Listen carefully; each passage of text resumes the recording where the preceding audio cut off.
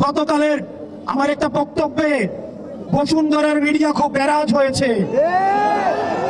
আমি ভয় পাই না, আমি বলবো, আমি আবার বলবো, আমি বলতেই থাকবো। আমার বলা আপনি থামাইতে পারবেন না। আমাকে শত্রু জ্ঞান করে লাভ নাই। আপনারা বাংলাদেশ পন্থী হন। আমিও যদি দুর্নীতি করি, আমিও যদি অন্যায় করি, আমার বিপক্ষে আপনি আপনার কলম চালান। আপনার দ্বিমত প্রকাশের স্বাধীনতার জন্য আমি আপনার পক্ষে থাকবো।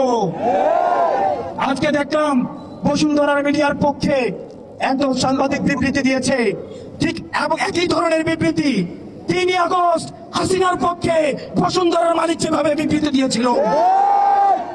এই বিবৃতি আমাদের জানা, এই বিবৃতি আমাদের জানা।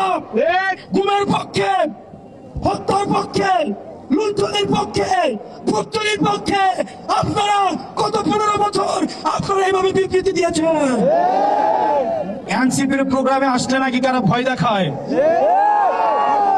এনসিপির প্রোগ্রামে যদি আসেন, এনসিপিতে যদি যোগ দেন, তাহলে নাকি আপনাদেরকে বলা হয় কি লাভ, কয়দিন পর তো আমরাই সরকারে আসবো। আমাদের এনসিপির কোন নেতা কর্মীর গায়ে, এনসিপির কোন নেতা কর্মীকে যদি ভয় দেখানো হয়, আমরা স্পষ্ট করে বলছি এনসিপির নেতা কর্মী রাস্তায় আছে বলে আমরা হচ্ছি নেতা।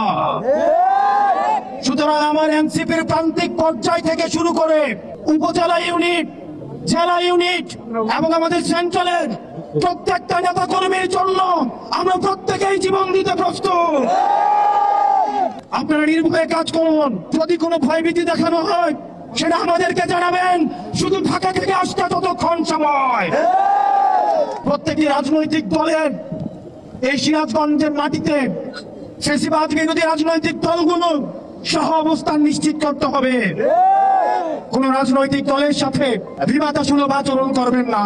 আমরা শুনতে পাচ্ছি ডিসি অফিসগুলো, এসপি অফিসগুলো অনেক বিশেষ রাজনৈতিক দলের দলীয় কার্যালয়ে পরিণত হচ্ছে।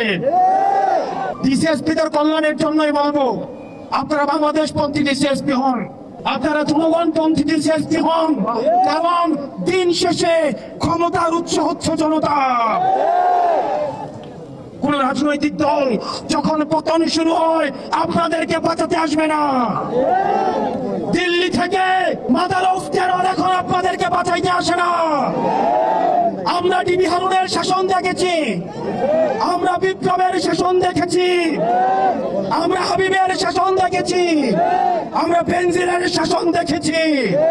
আপনারা বেনজির হয়েন না, আপনারা বিপ্লব হয়েন না, আপনারা ডিবি হারুন হয়েন না।